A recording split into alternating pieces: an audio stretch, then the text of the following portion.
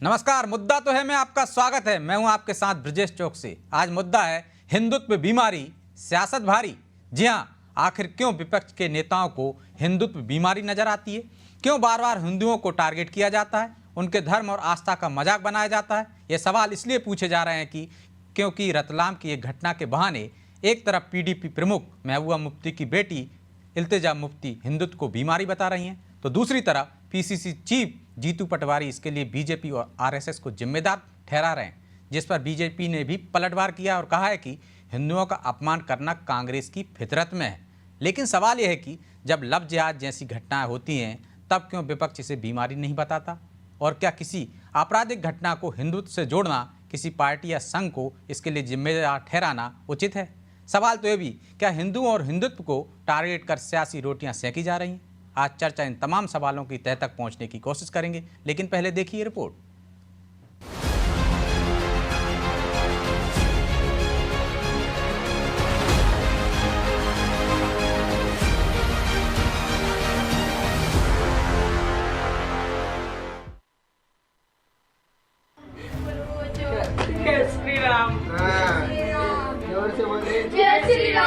कि हिंदुत्व एक बीमारी है और इस बीमारी का इलाज हमें करना पड़ेगा। इसके पीछे अगर कोई दोषी है तो बीजेपी है, आरएसएस है। रतलाम में 3 बच्चों की पिटाई कर धार्मिक नारे लगवाने के इस मामले की गूंज प्रदेश के साथ देश भर में सुनाई दे रही है। इसको लेकर सियासतदानों ने हिंदुत्व और बीजेपी को घेरना शुरू कर दिया। अब तक हिंदुत्व को लेकर बीजेपी अन्य दलों पर निशाना साधती रही, तो अब अन्य दलों ने बीजेपी को टारगेट पर लेना शुरू कर दिया। इतना ही नहीं, पीडीपी प्रमुख महबूबा मुफ्ती की बेटी इल्तिजा मुफ्ती ने तो हिंदुत्व को एक बीमारी तक बता दिया। उन्होंने रतलाम की घटना का जिक्र कर कहा कि हिंदुत्व की बीमारी का इलाज करना जरूरी है। तो पीसीसी चीफ जीतू पटवारी ने इस घटना के लिए बीजेपी और आरएसएस को जिम्मेदार बताया और कहा कि ये सब इन्हीं की वजह से हो रहा है। इन्होंने ऐसा माहौल बना दिया जिसका ये नतीजा है। मैं डंके की चोट पे कहती हूँ कि आजकल जय श्री राम, जिस आप राम राज्य की बात करते थे वो राम राज्य का नहीं है। Jai Shri Ram is a slogan that's been associated with lynchings. जब आपको किसी मुसलमान बच्चे की पिटाई करनी है, आप ये स्लोगन यूज करके उसकी पिटाई कर रहे हैं। सो इट्स वेरी शेमफुल कि हिंदुइज्म जो रिलीजन है आप उसको डिस्टॉर्ट कर रहे हैं। और मैंने हिंदुत्व को क्रिटिसाइज किया और मैं डंके की चोट पे कहती हूँ कि हिंदुत्व एक बीमारी है और इस बीमारी का इलाज हमें करना पड़ेगा। ये सोच, ये 2 नाबालिग बच्चे 3 नाबालिग बच्चों को कह रहे हैं कि आप जय श्री राम बोलो, जबरदस्ती मार मार के कह रहे हैं, वीडियो है। तो आखिर भगवान राम का नाम लेने के लिए भगवान राम ने कभी किसी को ये नहीं कहा कि मुझे जोर जबरदस्ती से हो। ये करवाने वाले है कौन? ये सोच कौन सी है? विचार कौन सा है? और उसी विचार से के कारण ये स्थिति बन रही है। इसके पीछे अगर कोई दोषी है तो बीजेपी है, आरएसएस है, जिन्होंने इस तरह की मानसिकता बना दी कि क्रूरता से धर्म का प्रचार करने की कोशिश। अब हिंदुत्व को बीमारी और रतलाम की घटना पर बीजेपी और आरएसएस पर हुए वार पर बीजेपी सामने आई है। उसने मुफ्ती और जीतू के बयान पर पलटवार किया। साथ ही कहा कि प्रदेश में कानून का राज है, रतलाम मामले में कार्रवाई तो हो ही रही है। साथ ही उसने हिंदुत्व की बीमारी बताने पर भी क्या कुछ कहा, वो सुनिए। देखिए, केवल और केवल हिंदुओं को अपमानित करना, हिंदुओं को बदनाम करना, हिंदुत्व के बारे में उल्टी सीधी बातें करना, अनाप शनाप बयानबाजी करना, सनातन के बारे में कभी डेंगू कभी दूसरे प्रकार के अपमानजनक, अभद्र, आपत्तिजनक भाषा बोलने वालों को राजनीतिक संरक्षण देना, उनकी गलवैयां करना कांग्रेस की फितरत बन चुकी है, कांग्रेस का फलसफा बन चुका है। कब तक करेंगे? और इसीलिए जनता इनको किनारे लगा रही है। एक तरफ इल्तिजा मुफ्ती हिंदुत्व को बीमारी बता रही है, तो कांग्रेस धार्मिक नारे लगवाने वाले मामले को बीजेपी और आरएसएस से जोड़ रही है। लेकिन यहाँ सवाल ये है कि प्रदेश भर में कोई भी आपराधिक घटना हो, उसकी वजह कोई पार्टी या संघ कैसे हो सकता है? क्या कांग्रेस अपने सियासी फायदे के लिए ये आरोप लगा रही है? कहीं ऐसा तो नहीं कि अक्सर हिंदुत्व के मुद्दे पर बीजेपी से मुंह की खाने वाली कांग्रेस को रतलाम की घटना ने बोलने का मौका दे दिया? खैर, हिंदुत्व को लेकर शुरू हुई ये सियासत कहां तक जाकर थमेगी, देखना दिलचस्प होगा। ब्यूरो रिपोर्ट, अनादि टीवी।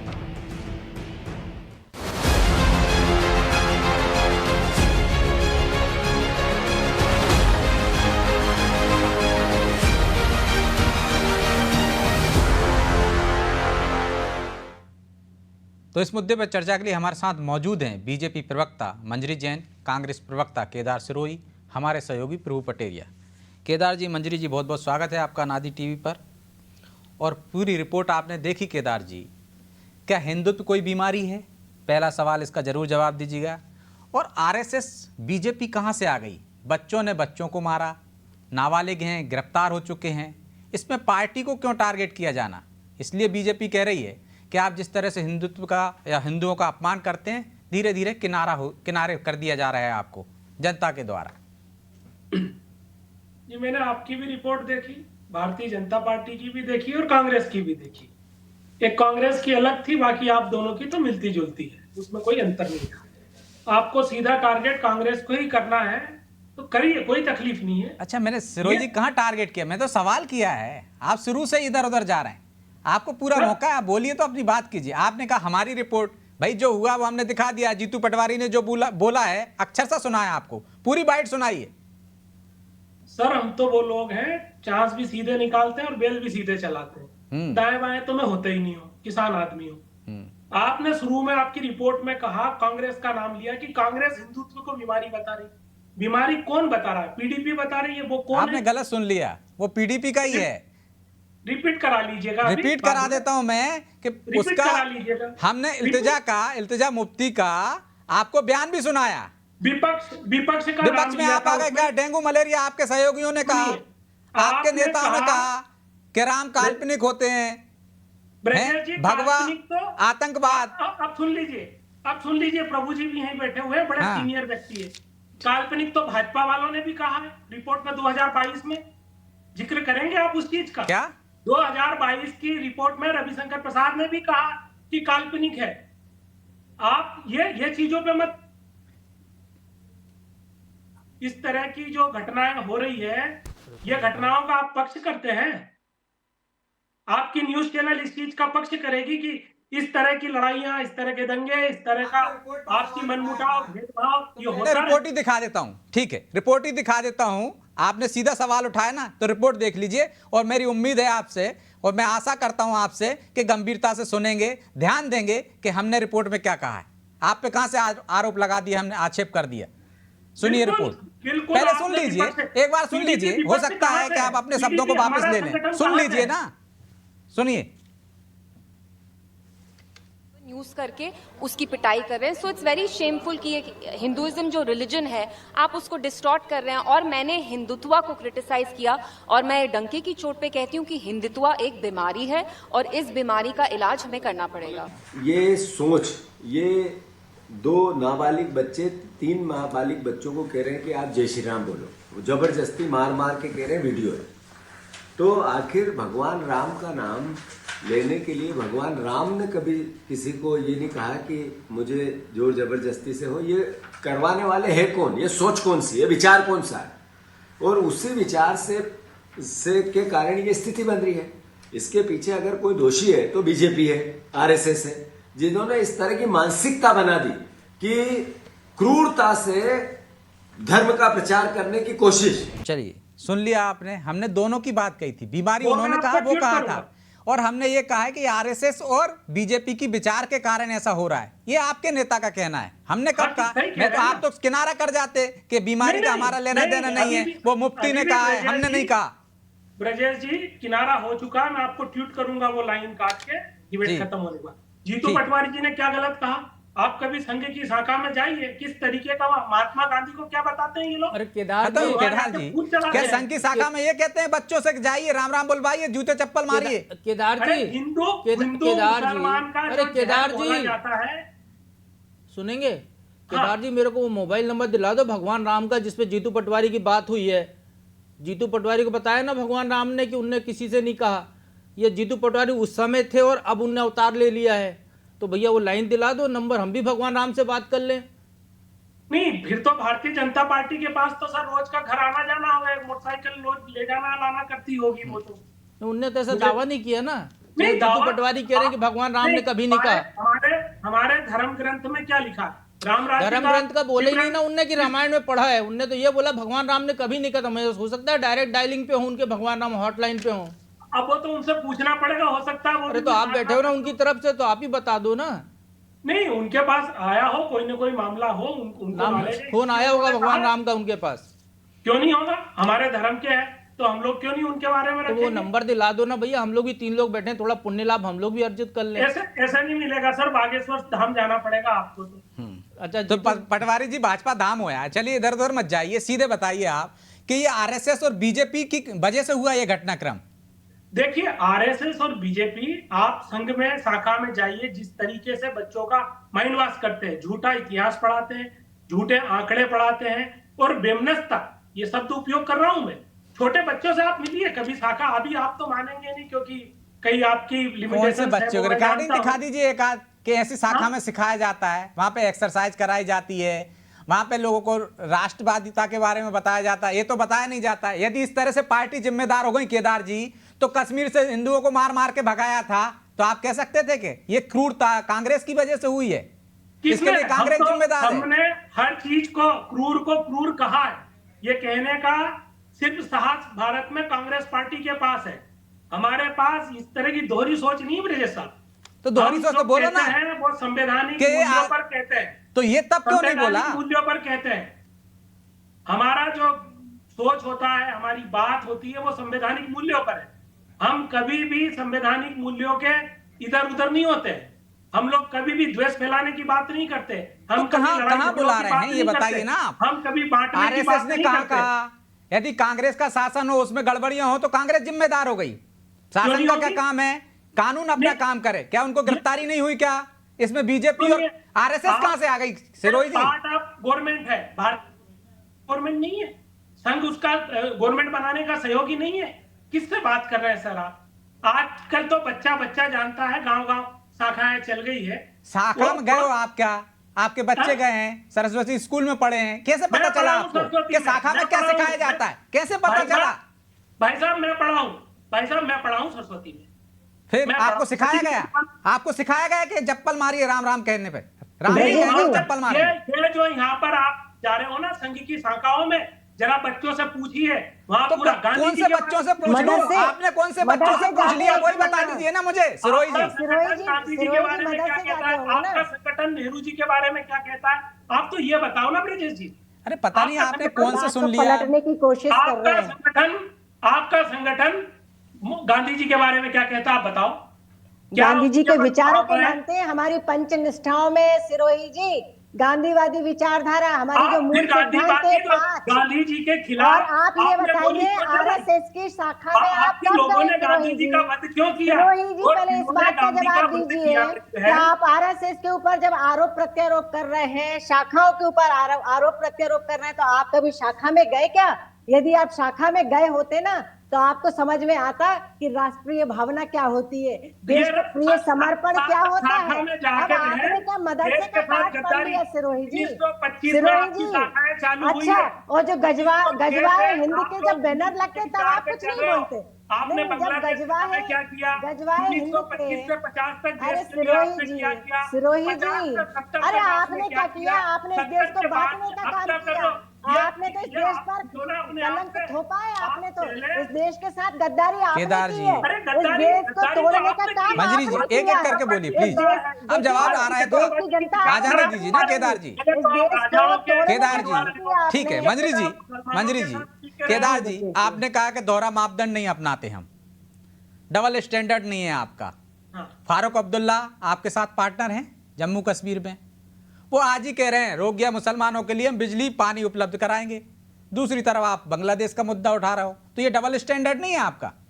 हम तो मणिपुर का उठा रहे और बंगाल का काहे नहीं उठाते? इंदिरा जी होती, तो फिर बंगाल का काहे नहीं उठाते? वो कह रही हैं बंगाल का काहे नहीं हम लोग उठाते? बांग्लादेश के 2 टुकड़े वहाँ के रिश्तेदार रहते हैं आपके। आप क्या शो कर रहे हो इस देश में? बंगाल का क्यों नहीं उठाते हैं? और मोदी का बांग्लादेश का और बंगाल का क्यों नहीं उठाते हैं? सरकार बनाएगी ना, दबाव बांग्लादेश पे कौन बनाएगी? सरकार बनाएगी ना। देश को तोड़ने का पाप किया है सिरोही जी। आप मदरसे जाते चलिए। नहीं पढ़ते। ये देखिए आरएसएस ये की जो शाखा तो प्रोपेगेंडा आप ठीक है, लौट रहा हूं आप दोनों के पास। मदरसे में क्या पढ़ाते हैं? ठीक है, लौट रहा हूं आप दोनों के पास। ठीक है मंजरी मेरी बात सुनो, ब्रजेश मंजरी जी जी, आ रहा हूं, जी। मैं आप ही के पास आ रहा हूं। जी जी जी। लेकिन प्रभु जी, क्या कांग्रेस ये जिम्मेदारी ठहराकर एक तरह से अपने ही वोट बैंक को साधने की कोशिश कर रही है क्या? कि आरएसएस और बीजेपी जिम्मेदार है? क्यों बार बार हिंदुत्व को टारगेट किया जाता है विपक्ष के नेताओं को? ब्रजेश जी, सबसे बड़ी बात है, यदि आपको इस हिंदुत्व से आपत्ति है तो आप हिंदू धर्म त्याग दीजिए। आप हिंदू नहीं रहिए, तब आप हिंदू धर्म के बारे में बोलिए। आप खुद हिंदू हैं, आप खुद राम भक्त हैं, और फिर कहोगे राम का पट्टा उनका है। एक तो ये भी गलत बात है। दो बच्चों के विवाद को किसी राजनीतिक दल से जोड़ना, उसको राजनीतिक रंग देना और केवल सियासी फायदे के लिए ये काम करना, ये राजनीतिक दलों की जो परंपरा बन गई, ये छोड़नी होगी।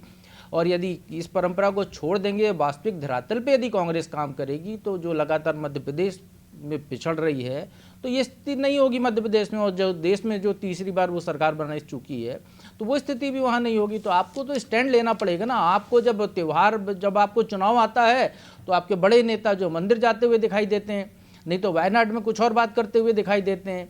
और जब चुनाव आता है तो कपड़े के ऊपर जनेऊ पहन लेते हैं। मैंने तो आज तक नहीं देखा किसी को कपड़े के ऊपर, कोट सूट के ऊपर जनेऊ पहने हुए। पहली बार देखा इस देश में कि जनेऊ ऐसे भी पहना जाता है। तो ये इस तरीके के जब आप प्रोपेगेंडा करेंगे आप, और आप जो आचरण दूसरे लोग कर रहे हैं उसको आप रोकेंगे। अब भारतीय जनता पार्टी को अब भले कितना भी उनको आरोप लगा लीजिए, राम का टैग तो बीजेपी के साथ ही लगा हुआ है। देश में जो है 60 साल तक आपकी सरकार रही, आपने राम मंदिर तो नहीं बनवाया। बीजेपी के राज में राम मंदिर बना। सिर्फ हिंदुत्व को लेकर, हिंदुओं को लेकर ही क्यों टारगेट किया जाता है? देखिए, आतंकवाद होता है तो कोई ये कह दे कि मुसलमान आतंकवादी है। देखिए ब्रजेश जी, सोच, इस सोच को कोई धर्म नहीं होता। ब्रजेश जी, सोच को समझना होगा।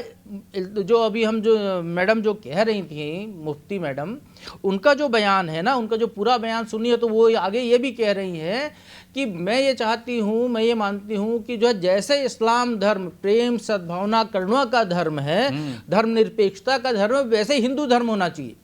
आप ये सोचिए कि आप ये जो है, यदि वो जो कह रही है वो सही है इस्लाम के बारे में, तो भारत में इतने आक्रांता कहाँ से आए? सीरिया में क्या हो रहा है, दुनिया भर के देशों में क्या हो रहा है? ये यदि इस्लाम जो है करुणा का धर्म है, तो फिर जो है जो बांग्लादेश यहाँ जो ईद पर जो दिया जाता है वो क्यों दिया जाता है? करुणा तो जानवर के प्रति भी रखनी चाहिए। तो निश्चित तौर पर ये जो है उनकी सोच गलत है। जो ये कह रहे हैं वो एक पक्षी सोच रहे हैं, केवल चुनावी फायदे के लिए सोच रहे हैं। उनका कोई राजनीतिक वजूद नहीं है। इल्तिजा मुफ्ती का भी चुनाव लड़ी थी, वो हार गई, लेकिन वो जो ऐसे बयान, कंट्रोवर्शियल बयान देके वो देश की राजनीति में स्थापित होना चाहती हैं, क्योंकि वो जो मूल मुद्दा उनकी माँ या उनके जो नाना लेकर चलते थे, वो मुद्दा तो खत्म हो गया। पटवारी पर भी लागू होता है कि वो भी स्थापित होना चाहते हैं इस तरह का बयान देकर? देखिए, ये तो जो है आग लगी है, तो आप भी जो है थोड़ा सा तेल छिड़क लीजिए वाली राजनीति है जीतू पटवारी की, कि जहां भी इस तरीके का मुद्दा होगा तो उस पर ये सभी लोग, इमरान प्रतापगढ़ी ने इस मामले को संसद में उठाया, उस मुद्दे को संजय राउत ने इस मामले पर ट्वीट किया। नहीं, ये तो बहुत ही गलत है। मैं इस पर आपको मैं रोकूंगा। एक ही मुद्दे पर दोनों के बयान आए हैं केदार जी। केदार जी, एक ही मुद्दे पर दोनों के बयान। केदार जी ये बताइए, जीतू पटवारी का बयान सुना ना, वो कह रहे नाबालिग बच्चों का मामला है, नाबालिग बच्चों में वो फिर संघ और वहां तक पहुंच गए, बीजेपी तक। कौन सी बीजेपी की सदस्यता दिलाती है नाबालिग बच्चों को? कांग्रेस बनाती है बाल कांग्रेस। आपके इस तरह के खेल की मतलब पक्ष में नहीं हूँ। वो मुफ्ती का अलग मैटर है, उसको जीतू पटवारी से कैसे जोड़ रहे? पर जीतू पटवारी जी ने उस पर क्यों नहीं दिया बयान? हमने ये कहा जीतू पटवारी जो आग लगी उसमें तेल छिड़कने का काम कर रहे हैं। हमने ये नहीं कहा जीतू पटवारी मुफ्ती की भाषा बोल रहा है। नहीं सर, वो कौन सा तेल छिड़क दिया? ये मुद्दा 4 दिन से चल रहा, फिर इनने कार्रवाई क्यों की? उसमें उस लड़के का वीडियो किस? अच्छा, नाबालिग बच्चों में आरएसएस बीजेपी कहाँ आ गई? आरएसएस के सदस्य हैं, अरे वो भाई साहब, बीजेपी के सदस्य हैं वो। अरे केदार जी इतना ही आपत्ति है आपको, इतना ही आपत्ति है तो कमलनाथ जी को बोलिए क्यों राम मंदिर बनाया, हनुमान जी का मंदिर बनाया, क्यों राम भक्त हनुमान भक्त बनते हैं? राम जी को चंदा दिया मंदिर के लिए आपके दिग्विजय सिंह ने चंदा दिया। सर मैं कह रहा हूँ, मैं भी मंदिर, आप इन सबको जोड़िए मत, ये खेल पुराना हो गया। अरे भाई आप ही जोड़ रहे हैं, आपके नेता जोड़ रहे हैं। जो है अब चली गई है, ये अभी थोड़ा अपडेट हो। पूरी दुनिया का हिंदू और हिंदुत्व के बारे में क्या हिंदुत्व वो विचार है जो सभी धर्मों को साथ लेके चलता है, अच्छा ठीक है, समानता की भावना से बात करता है। अच्छा केदार जी मुस्लिम धर्म शांति, प्रेम, सद्भावना, करुणा इसका है? नहीं, आप बता दीजिए इसके पक्ष में हाँ या ना। चलिए आप अपना पक्ष बता दीजिए, हाँ या ना। और हिंदुत्व आतंकवाद का पक्ष में भारतीय जनता पार्टी की पक्षधर है पीडीपी। हम तो सुबह से ही उसका विरोध कर रहे हैं। कि उसने धर्म पे क्यों बोला। इस देश में और जो डेंगू मलेरिया आपके सहयोगी कोई भी बोलते धर्म रहते पे हैं नहीं वो बोले। कोई भी किसी को भी किसी के धर्म पर बोलने का अधिकार नहीं है। ये देश संविधान से चलता है। आप जितनी तरीके से मैनिपुलेट करके मिक्स करके दिखाओगे ना, बिल्कुल नहीं चलेगा सर। मैनिपुलेट कर रहे हैं आप? ये बताइए कि बच्चों का मामला है, आप उसमें सियासत ले आए, आप उसको कहने लगे आरएसएस है और बीजेपी का हाथ है, बीजेपी बनाती है बाल सदस्य, आपके यहाँ बाल कांग्रेस है, उनके यहाँ तो बाल कांग्रेस भी नहीं है, बाल बीजेपी भी नहीं है। सर जिस दिन ये नफरत की जो हम चीजें बुआ रहे हैं और जिसका आप समर्थन कर रहे हो आज एक इंडिया चैनल के हिसाब से, समर्थन नहीं कर रहे साहब, हम तो कह रहे हैं इन चीजों पे सियासत होनी नहीं चाहिए। आप लोग सियासत करके इस तरह से अपनी अपनी राजनीतिक रोटियां सेकते हैं। कब आएगा? उस दिन आपको जरूर समझ में आएगा आज हम देश को किस तरफ झोंक रहे हैं। ये पीडीपी का आज बड़ा प्लान बयान है, ये ऐसा नहीं है। ये देश में जो मुद्दों की बात हो रही थी उस मुद्दों से भटकाने का उन लोगों ने प्लानिंग के साथ दिया है। ये तो बीजेपी और आरएसएस इस तरह का प्रोपेगेंडा करते हैं, इस तरह का बीज बो रहे हैं कि बच्चे भी अब राम राम बुलवाने के लिए जूते चप्पल चलाने लगे हैं। मंजरी जी, वही मैं बताना चाह रही थी ब्रजेश जी कि जिस तरह से ये एक छोटे से घटनाक्रम को, बच्चों की लड़ाई है, बच्चे क्योंकि अपराधी होते ही नहीं है। हमारा बाल अधिनियम जो कहता है वो ये कहता है कि बच्चों को हम अपराधी नहीं मान सकते। और इस तरीके का जो भी घटनाक्रम हुआ उन बच्चों को अभिरक्षा में ले भी लिया गया है। लेकिन वो तो कह रहे हैं आपकी वजह से बच्चों की मानसिकता ऐसी हो गई है। नहीं, आप सुनिए ना मेरी पूरी बात। हमने तो उनको अभिरक्षा में ले लिया, हो गई कार्रवाई। लेकिन आप ये बताइए कि जब इस तरीके के हिंदू विरोधी जब बयान आते हैं, जब गजवाए हिंद के पोस्टर लगाए जाते हैं, जब भगवत गीता को जिहादी बताया जाता है, तब उस समय इनके कोई बयान नहीं आते। ऐसा क्यों? क्योंकि आप मदरसे में पढ़ने जाते हैं। हमारे यहाँ तो चलिए आरएसएस में बच्चे आ रहे हैं, सरस्वती शिशु मंदिर में पढ़ रहे हैं, तो शिशु मंदिर में पढ़े हैं केदार जी। राष्ट्रीयता की तो उनसे पूछिए उनको क्या पढ़ाया गया था। मैडम कांग्रेस में जाके राष्ट्रीयता है। अडानी की दलाली करना राष्ट्रीयता हो गई। अडानी जी को इसमें बीच में मत जोड़िए आप। अडानी जी जब आपके साथ थे, अडानी जी के साथ जब आपके लोग काम कर रहे थे तब कांग्रेस के साथ थे अडानी जी को कोई दिक्कत नहीं थी। आप फालतू बातें मत करिए सिरोही जी, बीच में मत बोलिए, मुझे बोलने दीजिए। और आप बार बार जो कहते हैं, लेकिन केदार जी बात तो सही है, अडानी अंबानी कहाँ से आ गए हिंदुत्व में, शांति में, इस तरह से भड़काने में? तुष्टीकरण के नाम पर तोड़ने का काम किया आपने, जातियों में बांटने का काम आप भी आज भी कर रहे हैं। चलिए मैं आप दोनों से माफी चाहता हूं क्योंकि समय की बाध्यता है, इसलिए चर्चा को यहीं विराम देना होगा। आप दोनों का बहुत बहुत धन्यवाद चर्चा में शामिल होने के लिए। तो निश्चित तौर पर हिंदुत्व हो चाहे मुस्लिम वर्ग हो, किसी को उसको टारगेट करने की जरूरत नहीं है। अपराध अपराध है, यदि बच्चों ने अपराध किया है तो उनको सजा मिल रही है। किसी एक वर्ग से यदि कोई घटनाक्रम को अंजाम देता है, गलत काम करता है, तो पूरी कौम को क्यों जिम्मेदार ठहराया जाता है? क्या कोई पार्टी इस तरह का बीज बोती है? यदि बीजेपी और आरएसएस इस तरह का बीज बो रही है तो क्या कांग्रेस ने भी उसी तरह का बीज बोया था जब उसके शासनकाल में इस तरह के अत्याचार हिंदुओं पर हुए थे? तो निश्चित तौर पर अपनी अपनी सियासी रोटियां सेंकने की कोशिश हो रही, और ऐसे मामलों पर सियासत नहीं होना चाहिए। लेकिन सियासतदार हैं कि मानते ही नहीं। बहरहाल मुद्दा तो है। मैं इतना ही, मुझे दीजिए इजाजत और आप देखते रहिए अनादि टीवी। नमस्कार।